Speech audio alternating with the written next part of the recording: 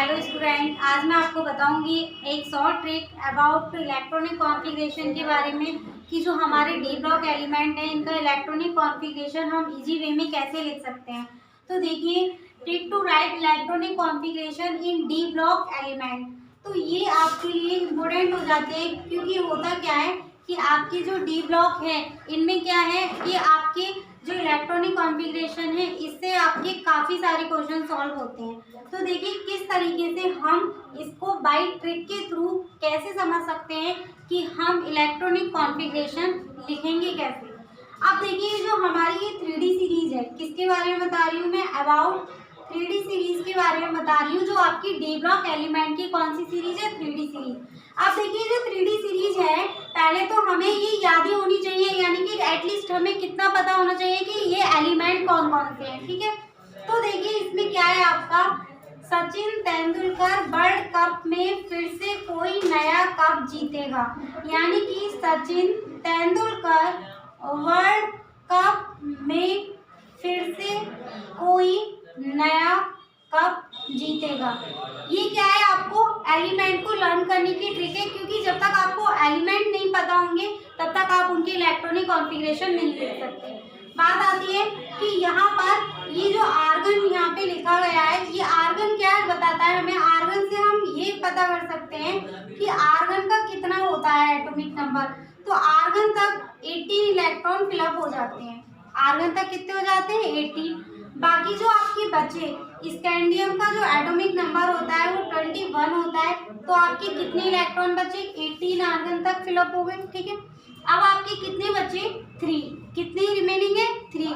तो आप देखिए इसके बाद जो भी इलेक्ट्रॉन रिमेनिंग है वो किस में आएंगे, 4s2 and 3d1। 4s2 3d1। अब देखिए टाइटेनियम का कितना होता है आपका, 22 एटॉमिक नंबर होता है। तो यहाँ क्या हो जाएगा, 4s2 3d2। ओके। अब देखिए यहाँ पे ये 23 वैनेडियम, इसका क्या हो जाएगा, 4s2 3d3। आप देखिए यहाँ पे 34, तो इसका कितना हो जाएगा आपका, 4s2 3d4। आप बताइए जरा मुझे, क्या ये इलेक्ट्रॉनिक कॉन्फ़िगरेशन ठीक है, किसका, क्रोमियम का। क्रोमियम का ये इलेक्ट्रॉनिक कॉन्फ़िगरेशन ठीक नहीं है।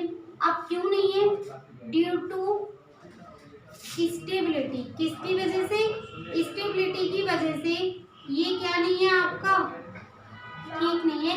यहाँ पर ये वाला कॉन्फ़िगरेशन क्या है आपका, लेस स्टेबल है। कैसा है ये आपका, लेस स्टेबल है।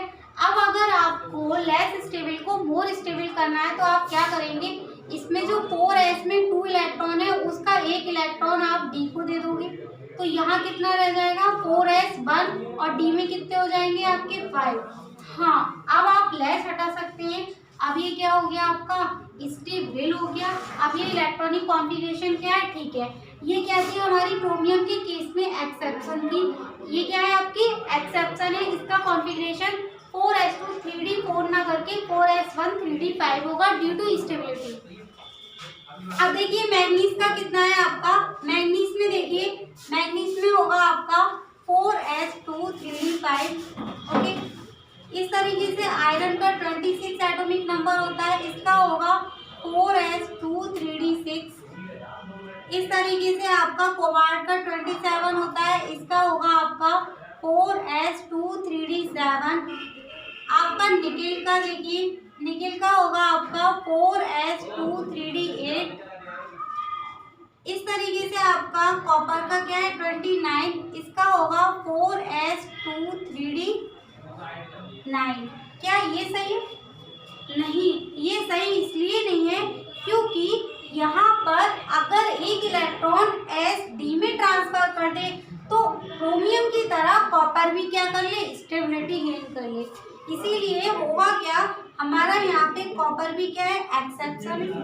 तो यहाँ पर ये अपना 1 इलेक्ट्रॉन d को दे देगा, ठीक है, और d क्या हो जाएगा 10। यहाँ पर क्या हो गया, 10 हो गया। अब ये क्या हो गया आपका, स्टेबल हो गया, ठीक है। जस्ट लाइक किसकी तरह से, क्रोमियम। जैसे क्रोमियम है उसी तरीके से कॉपर भी क्या है आपका एक्सेप्शन है। यहाँ केस था किसका, D5 का, ठीक है। और यहाँ है आपका D10। आपको पता है D5 और D10 दोनों ही क्या है, आपकी हाफ फील्ड और फुल फील्ड के कारण क्या है, ये स्टेबल है। इसीलिए क्या होता है, ये यहाँ पर S वाला इलेक्ट्रॉन इसको दे देता है। ठीक है, नई बात जिंक की, तो इसका 30 एटॉमिक नंबर होता है, क्या होगा आपका 4s2 और यहाँ हो जाएगा आपका 3d10। तो ये क्या है, ओवरऑल कॉन्फ़िगरेशन है किसका, 3d सीरीज का in case of D block element. तो देखिए यहाँ पर क्या हुआ था, हमें दो एक्सेप्शन देखने को मिली थी। एक तो हमें मिली क्रोमियम के केस में और दूसरी किस में, आपके कॉपर। ठीक है, क्रोमियम में क्या हुआ, क्रोमियम में आपका यहाँ पे एक इलेक्ट्रॉन इसमें ट्रांसफर हुआ तो 5 हो गए, यानी कि ये मोर स्टेबल हो गया। और आपका कॉपर के केस में क्या हो गया, ये आपका D10 हो गया। और ये दोनों ही क्या है, आपका स्टेबिलिटी गेन करने के लिए ऐसे क्या करते हैं, इलेक्ट्रॉन आपका ले लेते हैं, जिससे ये स्टेबिलिटी गेन कर लेते हैं। इस तरीके से आप जो 4D सीरीज है, 5D सीरीज है, उनकी भी कॉन्फ़िगरेशन फाइंड आउट कर सकते हैं। अगर आपको ये वीडियो पसंद आई हो तो मेरे चैनल को लाइक करें, सब्सक्राइब